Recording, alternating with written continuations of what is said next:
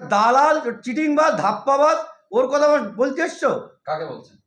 ওই নওশাদকে বলছি। ওটা দালাল, চিটিংবাজ, ধাপ্পাবাজ। তিনি তো একজন পিজ্জাদা। দেখ তোর পিজ্জাদা, পিজ্জাদা পিজ্জার জায়গায়, ওটা ধাপ্পাবাজ ধাপ্পাবাজ জায়গায়। ও ভাষাটা আর বলা যাবে না। হ্যালো বন্ধুরা, আজকে চলে এলাম একটা ভিডিও নিয়ে। আজকে ভিডিও করার কোনো ইচ্ছাই ছিল না, কেন কাজের চাপ আছে তাই জন্য। কিন্তু এই জানোয়ারের কথা শুনে ভিডিও না করেও আর থাকতে পারলাম না। বন্ধুরা, এই জানোয়ারটার কথা শুনে আপনাদের কি মানুষ মনে হয়?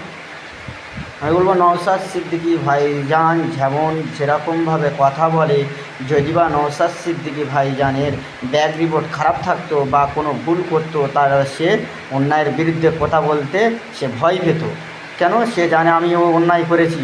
কিন্তু তোদের মতন জানোয়াররা, সে মানে পশ্চিমবাংলার একটাই এমএলএ বিধায়ক, তার নামে সে কি করছে না করছে তার পিছনে এত কাটিয়ে দেওয়া, তার দেখে কি ভয় লাগে আপনাদের?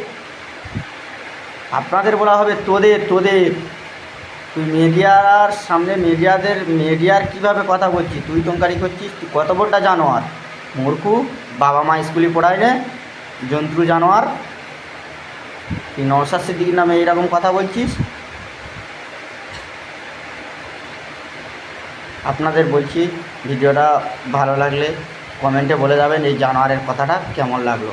কেন চোরটা চিটিংবাজদের কথা ভালো লাগে না, বানরের মুখে রাম রাম মানায় না।